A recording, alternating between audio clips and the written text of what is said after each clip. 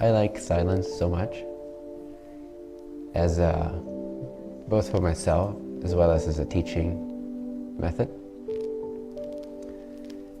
And what I see when I'm quiet and present in front of a group that's present, it's kind of like if you would be able to see the songs that are playing over the ethers, the radio stations. If you could see all these streams, and there's a channel for everyone that is their unique channel, and it's constantly pouring down, and you're the radio, you can tune to it or not, you can receive it or you cannot receive it.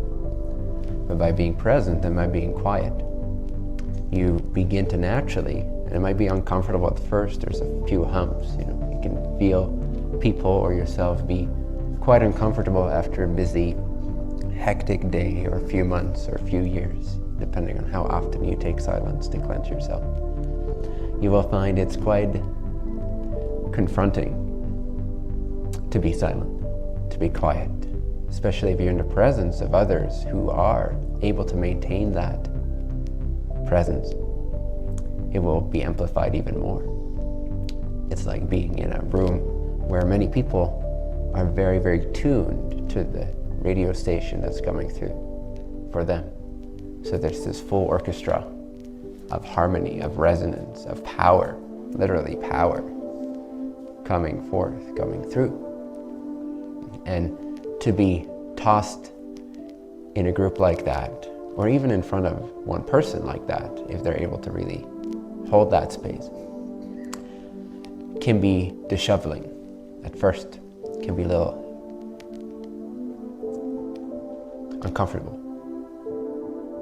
Because you're facing yourself, all the falsities that you build up every day, all the context, all the assumptions, all the baggage, all the other people's energies, all the cares and concerns, all the judgments and insecurities and perversions that you carry with you along your day, inevitably being part of a human civilization. To then suddenly be stopped in your tracks is like those negative G-forces, when a fast train suddenly comes to a halt. It's like, what's going on? And so you have to face yourself, you see yourself, you notice yourself. You don't notice that you have a body if everything goes smoothly. In this case, a body of knowledge, a body of information, a body of energy, a body of emotions. And suddenly that comes to a stop in a space like this. And you suddenly notice that you have such a body, such a body, baggage. And it's good, therefore, to come together in the presence of the Creator, in the presence of life itself, of pure existing, and to let that baggage unwind itself. Because otherwise we're just talking from our heads, and there's no heart, there's no soul, there's no song coming through. There's this beautiful symphony that wants to come forth, but because we lack, generally speaking, we lack in awareness and attentiveness, a quietude. The quietude is a means to an end, in a way. Quietude is a means to awareness, to gain self-knowledge, true self-knowledge, not the conceptual kind, true, direct, immediate self-experience, experiencing that of being. So it's good to come together in this space so that our radios can be tuned to this naturally. It naturally happens. We're always picking up each other's vibes. It's inevitable. We're all empaths. You can close yourself off to this. You can believe it's all your own stuff, but we're constantly resonating. And more so as the vibration globally is amping up, there's less and less of a barrier between one being and the next. The higher the frequency, the closer it is to the vibration of unity, of oneness. And so the barriers and the walls that previously could keep transparency at bay are dissolving. The veils are thinning worldwide. This is a planetary cosmic development, as well as a sociological collective development. But that's secondary. We're forced into this transparency by the nature of the vibratory upgrade, if you will, that's happening And so we are forced to become transparent. We are forced to face ourselves in that negative G-force space of suddenly coming to a halt, suddenly being confronted with who we are or who we've thought we've been for so long. Give space to yourself every day, even if it's 10, 20 minutes. Every day, find a nice spot in nature, on your deck, on your patio, in your living room, in your bed, laying down, whatever is most comfortable. And at least once a day, just take a moment to unwind. Take a moment to unwind. Just come to a stop. See who you are. You can't see who you are unless you stop. You can only think who you are, which is the opposite of seeing who you are. When you stop, you get to see who you are, know who you are, be who you are. A very powerful statement, but it's very scalable. Understanding is be as you are.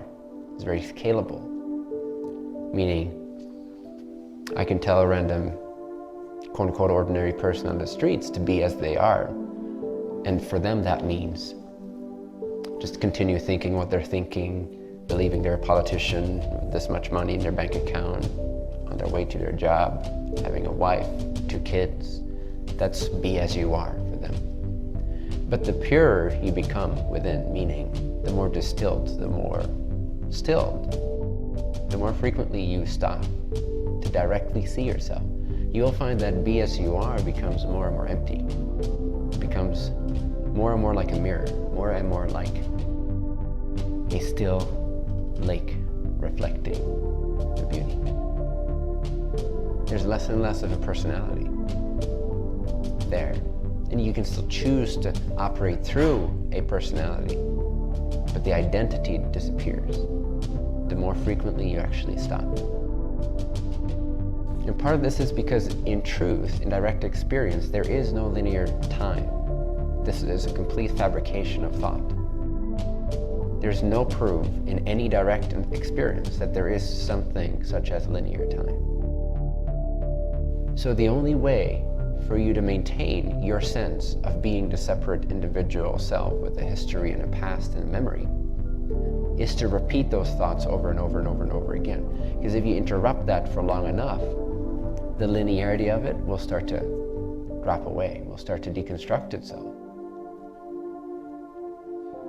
When you do not have the assumption that there is linear time, your assumed identity falls away, and be as you are starts to upscale real quick. And by upscaling, I mean get closer to the frequency of God, the frequency of life itself, existence itself, Satchidananda, existence, consciousness, bliss, the universal beingness, the universal self. But there's not that many people on a day-to-day basis that remind us of this silence, that remind us to stop. So it's good to remind yourself. You need a little bit of discipline. Get to sense when you're going crazy. And it's much sooner than you think. And the more sensitive you become, the sooner you see that you already went too far. Too far into what? Too far into concepts, really. Too far into thought.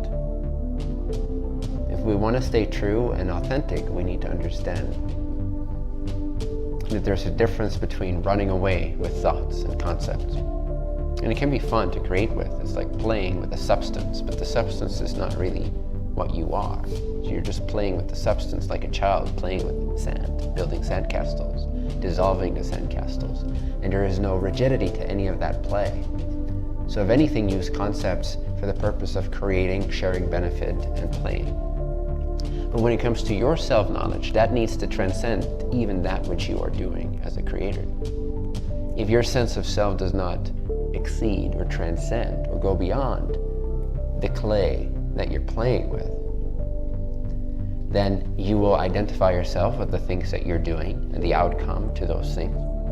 And you will identify with your occupation or your creatorshipness. And that will still place you in a seat of insanity, which is, I am separate from God. I am my own entity, separate from God.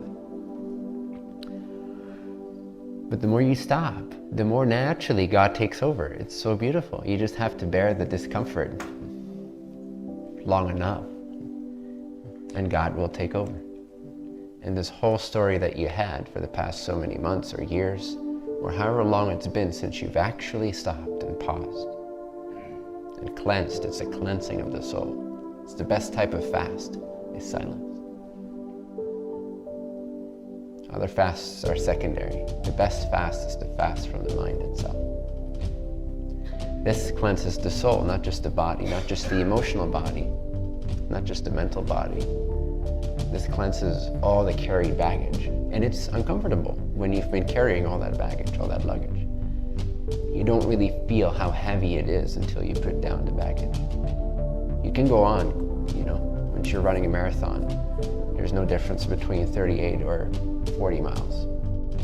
It's only when you stop, this is why people fear this total stoppage, because there's no clarity there, there's no certainty there. So it's only when we fully stop long enough, either you're going to continue to stop and face the discomfort, go over that heap, that hump, that bump, go through that valley valiantly, courageously, wanting it. Really, another word for courage is wanting it. If you want it, you have courage. If you don't really want it, you're going to appear like you don't have courage. But we're all courageous, because we're all here. We all choose to have these bodies. We all choose planet Earth, chose planet Earth. So you're courageous by nature. It's just a matter of what you invest that courage in. Do you invest it in doubt, uncertainty, and security? Or do you invest it in your true self, in the benefit of all, in realizing the God state within, the source state? And so oftentimes this is why we need retreats or longer periods of silence or fasting or whatever it might be, whatever the permission slip is that we need to put ourselves in the state of detoxing the soul. And it's very necessary. It's very necessary being part of this civilization. It's very necessary. We're constantly inundated with frequencies, constantly inundated with vibrations. From Wi-Fi to electrical cables to other people, most of all. The collective consciousness, most of all. That's the most entrancing. That's the most deluding. That's the most suffocating one. Why? Because it's very not obvious that it's not you. It seems to be you every day. You wake up with the thoughts you think are yours. You feel things that you think are your feelings. So many of it, I'd say more than 90% of it, is not actually yours. So it's important to have this awareness at some point. It really makes it easier. And it's not a form of not taking responsibility for what you're feeling. It's just understanding that you are good to let go. Just let go. It's good to let these things go. They're not you. You're not letting go of yourself. You can't let go of yourself. It's impossible. If you let go of everything, the only thing that remains would be you. And the analogy for this is the body, or say the body of a monkey.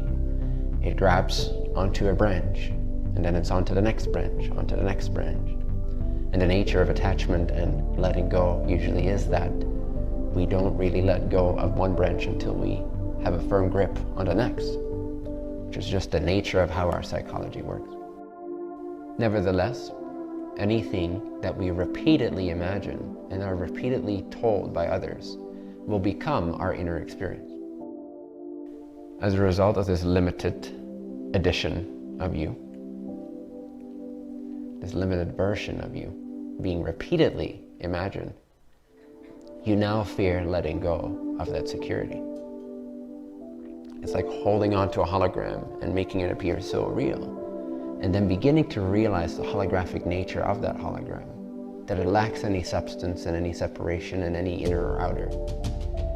And this all naturally is revealed through silence, through being inward, truly inward, restful.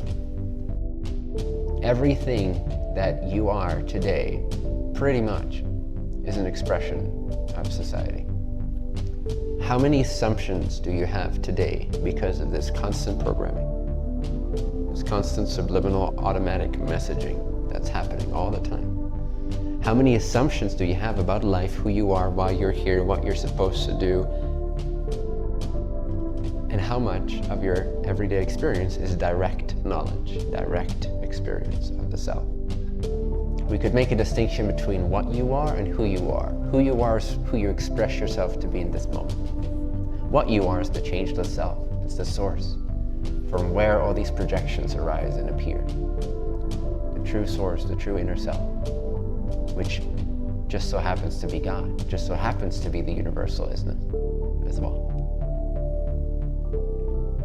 This is taking a responsibility, so just a different way. Because you're consciously saying, none of this is mine. None of this belongs to me. None of this is guided by me. I give this up to Source, to Creator, which I know I am ultimately. But that only begins, that knowledge, that direct experience knowledge, only begins to dawn. That you're one with the Creator begins to dawn in silence. What is silence? Silence isn't even so much silence. It doesn't mean that nothing necessarily has to arise. It means that there is no active attraction to anything but knowing yourself in that moment. Being aware of the innermost sense of me, that which has never left you, never will leave you. That which does not change. Can you hold on, so to speak, maintain God? We're all maintaining something all the time. You're maintaining a thought, an assumption of who you are, where you're at, where you're going, what you need to do. But instead of maintaining all these ideas, can you consciously quiet down those assumptions to the point where you can maintain God? Throughout conversation, throughout thought, can you maintain God? Feeling the self that doesn't change, being able to feel it, to begin to lock onto it, and let everything else pass as it comes and goes. Let sensations be as they are. Let your voice be as it is. Let your thoughts be as they are. You maintain God, undistracted, like a driver undistracted by the windshield wipers on a rainy day. If humanity could commit just to that, just to something true within, rather than chasing good and avoiding bad, this whole planet would transform itself overnight, on the physical level and the outward level, just because we're connected to Source. And the only thing we need to be connected to Source is character, it's courage, it's faith. This means that we need the willingness, the faith, the courage to let go of our assumptions and our constant chasing of objects, sense objects. We need to take back what we are and wrest it back into what we actually are. Let who we are take care of itself more and more. Let it flow, let it happen, don't hold it.